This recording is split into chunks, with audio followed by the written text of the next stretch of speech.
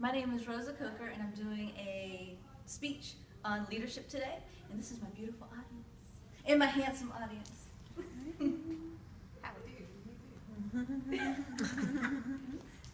And today, my presentational aid that I'm utilizing for my speech is all the leaders that I have in my life. I will say I'm missing two sets of families. One is the Saunders family, and Mrs. Saunders is sitting over there, my sister Tamika. And I'm missing the Courts family. This was, I forgot. But it always starts with God. That's my one and true leader. That's who I look at. And my shepherds, the Spells family, absolutely. And then everybody together just builds me into a leader that I've always wanted to be. And of course, we have the world leaders. You look at it in a business aspect, and I have the Apple King. And of course, I have the minister, the lady, all the wonderful people. We're not going to spend too much time on that because I wrote a really good speech, I promise you. So, I saw this quote, or I heard it from a speech from Dr. Miles Monroe. I don't know if anybody's familiar with Mr. Miles Monroe, but he told me, God told me to listen to this. God created every human as a leader. So everyone has a leader trapped inside of them, and most people will die and follow her because they never discover who they truly are. That really stuck to me. That's what caused me to prepare for this speech, and that's why I named it How to Become a True Leader. Because it's in you. You already know you're a leader. We just got to bring it out. And it takes people, it takes time, and I broke it down, and he broke it down for me even better.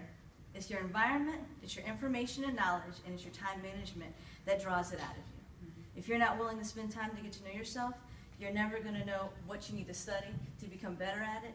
Thus, you're not going to know that time is development and development is time.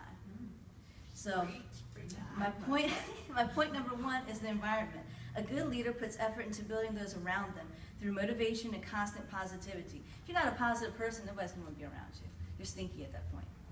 It's kind of like walking by a trash dump, and it's full of trash, and it smells. You walk around it. So if you got a sneaky attitude, they're just going to walk around you. They're not going to listen to you.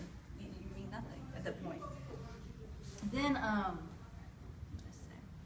people and relationships are more important than tasks. A good leader is to motivate, inspire, and direct others to do their tasks to equal growth and success. Your direction and your vision should always be around growth and success in yourself, in your vision, and in other people. The leader is the conductor of an orchestra, not the first violin. So you should control the environment and what is taking place. A leader cannot be afraid to say stop, no. And if you think something's going wrong, you can't let other people push you in that decision, you need to control the environment. Doc Spells always says that you don't let the environment control you, you control that environment. It's spiritually, it's business, it's personal, it's family related, because then you get pushed into something that you're not, and you'll never ever develop into a leader that way. The second point is information. You have to set the vision by communicating and exhibiting a clear sense of purpose, direction, and a clear picture of the destination. If you don't know where you're going, you don't know how to get there. If I get in the car, I have a bad sense of direction. If I get in the car and I don't cut my GPS on, I've never been there before, I'm going to get lost. Then I'm going to run out of gas. Then I'm going to panic. Then I'm going to have a heart attack. Then I'm like, oh my God, and then I'll be late. You know, and I'll look crazy. So you have to be able to explain those terms, understand and support what you want to achieve, why you want to achieve it, how you will go about it, and how everyone will know as it's being achieved. So you have to, it's almost like marketing and retail. You have to chart it. Whether it be a vision board, whether it be a chart of, I spent this much money, so I'm going to make sure that I don't spend this much this month, and then I chart why I spent so much, cut all the lights off so you save money on electricity, that type of thing. That's success. This will allow you for teaching and creating and redirecting everyone around you. So what you learn, it's just like what your mom and daddy always told you.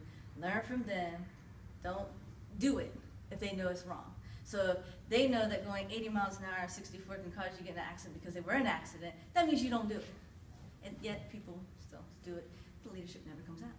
Never comes out. You're stuck in the same position. You look like an idiot at that point, unfortunately. And again, everybody that's teaching me things are everybody in this poster. It redirects to every single person. Everything that I'm saying, I've heard from every person on that poster. It's crazy. Then, it's more important to manage your energy. Leaders are consistent on display and under scrutiny. You need to have energy and reserve so that you can manage your mood and image your project. You have something in the tank when crises happen because it's inevitable. I don't know if you guys ever noticed it, but every time Doc gets on the pulpit, you can't tell if he got 8 minutes of sleep, 2 minutes of sleep, 8 hours of sleep. He always has the same amount of energy. It's like our gas tanks. They say empty, but there's always a reserve. So if you always constantly have that energy, you're going to be positive, you're going to be motivating, you're going to be inspiring. We see it, we feel it. Everybody in that poster does that. When I come to church, I don't see anybody dragging. It's usually me. So I need to learn from them. That's why I'm not in a form of leadership. I see myself getting there, but I'm learning from each and everybody in that poster. The third piece is time. Learn to recognize when you are tired or stressed and how that makes you behave. Watch out for signs. Learn also to recognize where your positive energy comes from and what it takes away. You do this by getting organized, thus relieving the stress factor, creating a daily to-do list, and stick by it. List by importance, so if all doesn't get completed, don't get discouraged, complete it tomorrow. Have discipline to follow the plan. If you don't have discipline, yet that's what Doc always tells you, don't have discipline and you don't follow through, you're not going to make it. It's not going to come out. You're going to then be a follower, you're not going to be a leader, and your whole point in being on this earth is to be a leader. There are different styles of leadership, and they can nearly all be good. The important thing is to yourself, know your own personality so that you can be authentic in the way that you engage with other people and the way you are authority. Understand how, as an individual, how they perceive you. Always be clear in communicating your values and what you care about and what you stand for through the behavior as well as your words. I'm going to change my whole conclusion. I had a nice conversation with a guy today at work, and he tried to test my belief in God. I've never had this happen before. Dude's going to tell me, and I work for an electronic company, he believes in evolution. Fine. I respect that. That's only because you haven't seen, which is why the sermon that we just went through just taught me that. So if your eyes have never seen, then you'll never know. So you have to develop, you have to read, you have to understand, you have to teach, and you have to prosper, and that's the only way that you're going to become a leader. So thank you guys for being here. I appreciate it.